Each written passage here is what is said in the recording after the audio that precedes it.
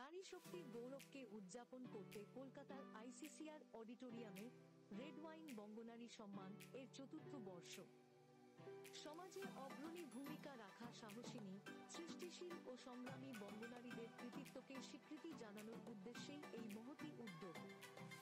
এবারের সম্মান প্রাপ্তদের মধ্যে উল্লেখযোগ্য কয়েকজন হলেন পঞ্চালী মুন্সি, হালদার, ওপস অফিসার ও পশ্চিমবঙ্গ সরকারের রাজস্ব বিভাগের যুগ্ম কমিশনার।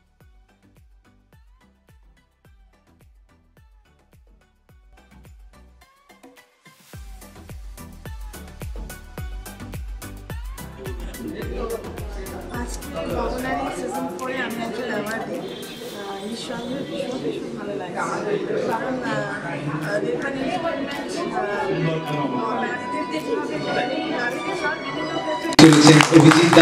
আপনারা জানেন যে কিছুদিন আগে একদমই তাই, কিছুদিন আগে বঙ্গ জ্যোতিষ সম্মান সম্ভবত সেটি এই অডিটোরিয়ামেই সম্পন্ন হয়েছিল, বঙ্গ পুরুষ সম্মান সম্পন্ন হয়েছে।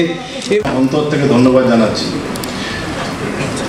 আমার যারা স্পন্সর্স তাদেরকে নতুন করে কিছু বলার নেই, কারণ তারা না থাকলে আমি এই পরপর এই প্রোগ্রামগুলোকে সামনে তুলে ধরতে পারতাম না আপনাদের।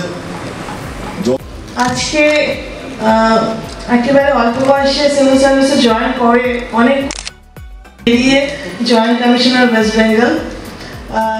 এছাড়া অনামিকা সাহা বাংলা চলচ্চিত্রের বর্ষিয়ান অভিনেত্রী, যার অভিনয়ের দাপট একাধিক প্রজন্মকে মুগ্ধ করেছে। যে রিয়েলাইজেশনের পেছনে তার যে আবেগ, সেই আবেগটা আপনাদের সামনে উপস্থিত করে দিয়েছেন যিনি রেড ওয়াইন এন্টারটেইনমেন্টের যিনি কর্ণধার, অভিজিৎ আমি বলবো মঞ্চে আসার জন্য। আজকে যে এত 18 জন মহিষী মহিলাকে যে রেড ওয়াইন এন্টারটেইনমেন্ট এত সুন্দর ভাবে স্বীকৃতি দিল, তার যে একটা বড় আবেগের যে একটা পাতা, সেটা অনেকটাই আমাদের সামনে তুলে ধরলেন। আমরা সবাই জানি আমাদের প্রিয় অভিনেত্রী। এই সমস্ত মানুষদের খুঁজে বের করে তাদের প্রতিভাকে সামনে আনার যে প্ল্যাটফর্ম রেড ওয়াইন এন্টারটেইনমেন্ট, তার যে মূল কর্ণধার অভিজিৎকে বলবো আজকের এই পুরস্কারটা আমরা সবাই মিলেও আজকে উনি ওনার তরফ থেকে আর একবার এই পুরস্কারটা তুলে দিচ্ছি।